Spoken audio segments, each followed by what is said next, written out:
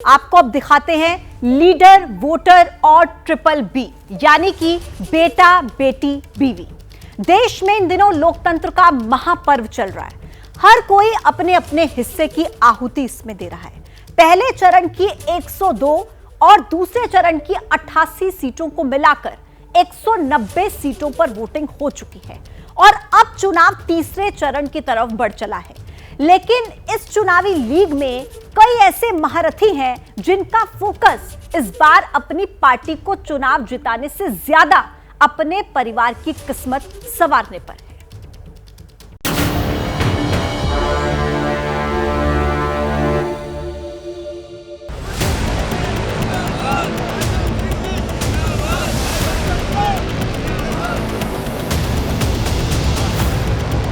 किसी का बेटा मैदान में है तो किसी की बेटी, किसी की बहू चुनाव लड़ रही है तो किसी की बीवी। कोई अपने भाई के लिए जान लड़ा रहा है तो कोई अपनी अगली पीढ़ी के लिए सफलता की सीढ़ी खड़ी करने में लगा है।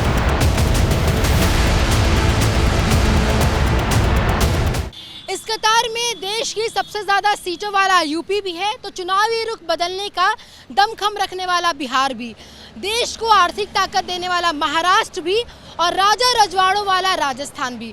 और सबसे बड़ी बात तो चुनावी निशाना साधने के लिए राजनीति का सबसे हॉट टॉपिक भी है। सपा को अपने परिवार के बाहर का एक भी यादव ऐसा नहीं मिला जिसे वो टिकट दे सके। यहाँ बदायूं हो, मैनपुरी हो, कन्नौज हो, आजमगढ़ हो, फिरोजाबाद हो, सब जगह एक ही परिवार के सदस्यों को टिकट मिला है। देश के लोकतंत्र को भ्रष्टाचार, परिवारवाद, तुष्टीकरण और जातिवाद से कलर्ड कर दिया।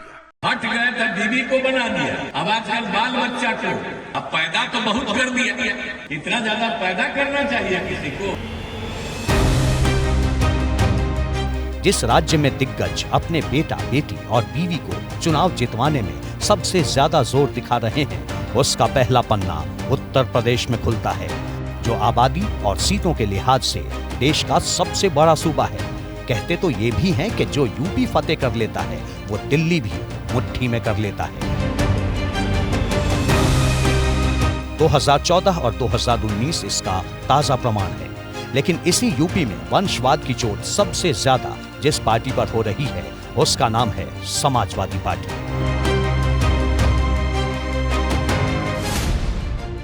विरोधी इस बात को लेकर हमलावर रहे हैं कि परिवार समाजवादी पार्टी के लिए सर्वोपरि रहा है। जो वृक्ष कभी मुलायम सिंह यादव ने लगाया था उसे अब अखिलेश यादव मजबूत करने में लगे हैं।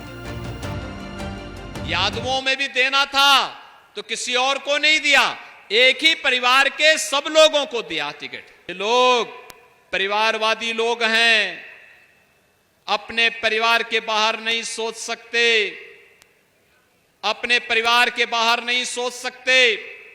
परिवारवाद के नाम पर जाति को ये लोग बदनाम करते हैं, सामाजिक ताने बाने को छिन्न भिन्न करते हैं। श्री अखिलेश यादव जी का पीडीए परिवार डेवलपमेंट अथॉरिटी के रूप में है और वह उजागर हो गया। एक परिवार से 5 सदस्य लोकसभा का चुनाव लड़ रहे हों, इससे बड़ा परिवारवाद क्या होगा। और सपा परिवार से 5 नहीं 50 लोगों को लड़ा दे, चाहे 80 की 80 सीटों पर लड़ा दे, लेकिन 80 में लड़ा नहीं सकते यार, 80 सीटें।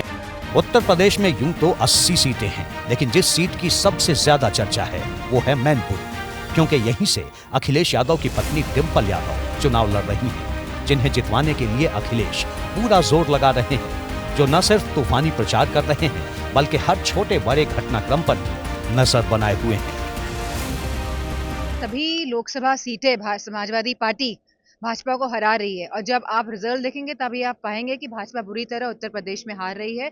और वो भी इसीलिए क्योंकि 7+10 साल की जो सरकार चली है उसमें प्रदेश में कोई भी सुचारू रूप से कार्य नहीं किया गया है और भ्रष्टाचार चरम सीमा पर है। जो लोग 400 पार की बात कर रहे हैं वो हारने जा रहे हैं, अपनी हार छिपाने के लिए 400 पार कह रहे हैं। जिन्हें 400 पार का सपना दिखाई दे रहा है, क्या उन्हें जेल भेजना पड़ता?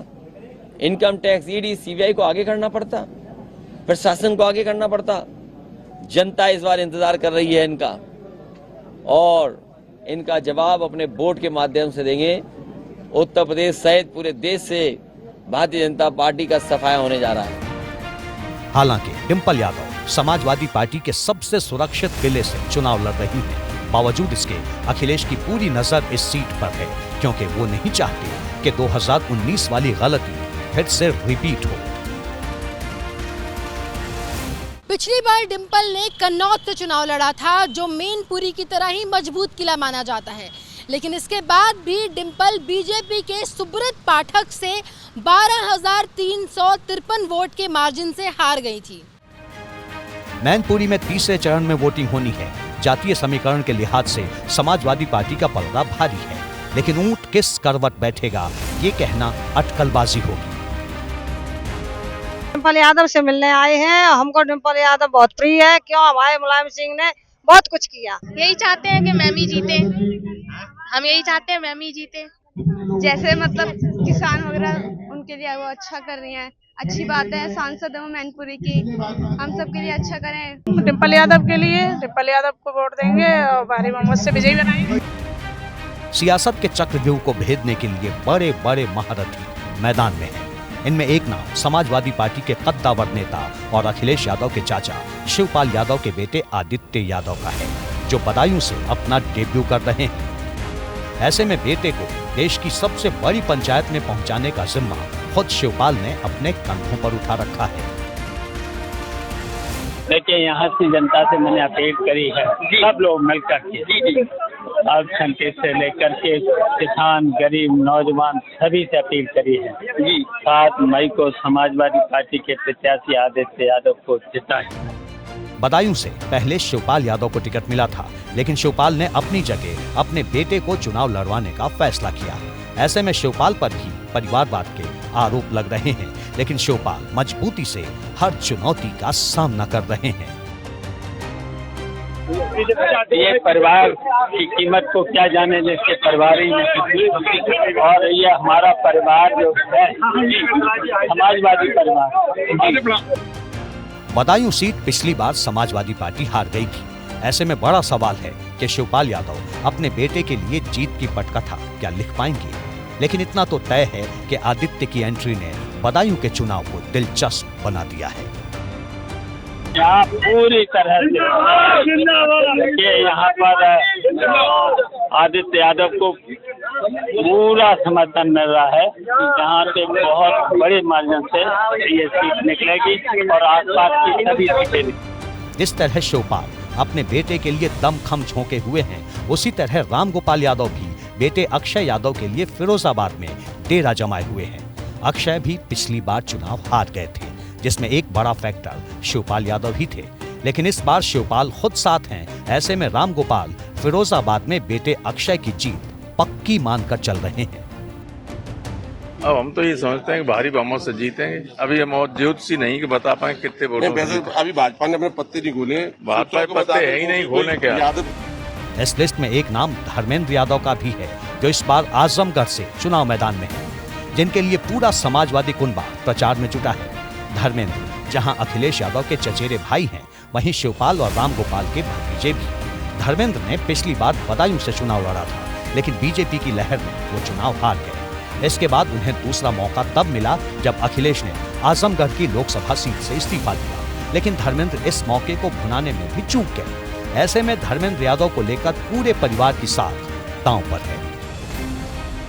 लेकिन उत्तर प्रदेश की राजनीति में परिवारवाद की उपमा सिर्फ समाजवादी पार्टी तक ही सीमित नहीं। बीजेपी की सहयोगी सुभाषपा भी इस कतार का हिस्सा है, क्योंकि बीजेपी से गठबंधन के बाद सुभाषपा को जो इकलौती कोसी सीट चुनाव लड़ने के लिए मिली, उस पर राजभर अपने बेटे अरविंद राजभर को चुनाव लड़वा रहे हैं। उनके लिए ओम प्रकाश राजभर तपती गर्मी में भी जमकर पसीना बहा रहे हैं। बात जब बेटे की हो तो यूपी सरकार में कैबिनेट मंत्री संजय निषाद कैसे अछूते रह सकते हैं, क्योंकि ओम प्रकाश राजभर जिस राह पर चल रहे हैं उसकी लाइन संजय निषाद ने ही खींची है। संजय निषाद के बेटे प्रवीण निषाद फिर एक बार बीजेपी के सिंबल से संत कबीर नगर सीट से चुनाव लड़ रहे हैं, जिन्हें जितवाने के लिए संजय निषाद जी तोड़ मेहनत कर रहे हैं। राजनीति में हर किसी को दूसरे का परिवारवाद नजर आता है, लेकिन बात जब अपने पर आती है तो जनता की कसौटी की दलील दी जाती है। लेकिन ये बातें सिर्फ कहने के लिए होती हैं, क्योंकि हकीकत तो जनता भी जानती है। जैसे ही घड़ी का काटा दोपहर 2:30 पे आए, बबीता जी का दिल सास बहू साजिश के लिए मचल जाए। और ये है इनकी बहू, पूरे दिन ऑफिस की टेंशन हो जाए गॉन जब ये करें अपना फेवरेट शो फ्री टाइम पे ऑन। इनकी तरह आप भी देखें अपना फेवरेट शो अपने टाइम पर और डाउनलोड कीजिए एबीपी लाइव ऐप अपने स्मार्ट टीवी पर।